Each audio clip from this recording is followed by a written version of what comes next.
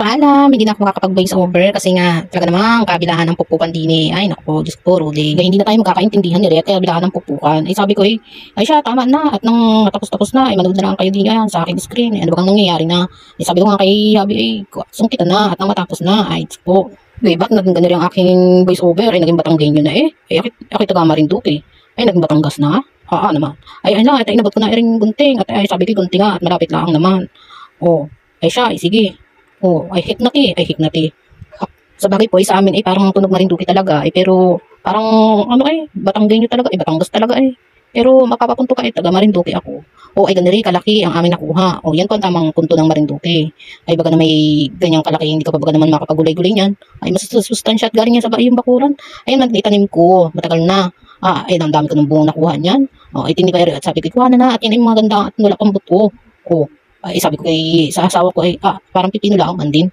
Pero wag ka, at yan ay matamis-tamis kapag yan ay niluto. Sabi ko nga ay masasahugan, ay bukas ng giniling. O ay agas ang langin na sa bawang, at saka luya, bawang.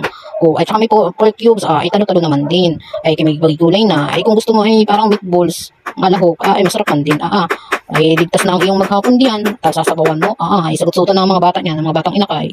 Sa dami pa naman namin na puti, kami nagbigay pa sa kapitbahay. O idala mo naman yun. Idinilaan man din yan sa aming bakuran. O kapag may tinanim talaga may madudukot sa pagdating ng ay kagipitan, lalo na kung ikaw walang budget, ay sa dinas lang katapat niyan. O sa amin man nga ni inasabawan lang yan ng may noodles ay pa kayang may giniling, sustansya nung lasa-lasa. Ako talaga nagpapasalamat sa tinanim ko na iri. Ang dami ko na i-harvest dyan. Hindi lang siguro isang daang piraso ang naibunga niyan ay talagang nitong tag-ulan ay talaga naman kain naman ang bunga. Walang humpay, ang bulaklak ay talaga ng durong saya ko kapag ako'y natanaw din at ako nagkakapi sa umaga. Ayan, talagang una ko na nabisita. Ayan, tuwa ko at tanda lambi-lambitin na sa puno ng marunggay. Ang hahaba pa niyan dati. Kung di lang namatay yung isang puno ko niyan, ang dami kong bunga niyan. Dangan lang talaga at nabawasan ng isa. Ay talaga namang marami din nakuha kong iri.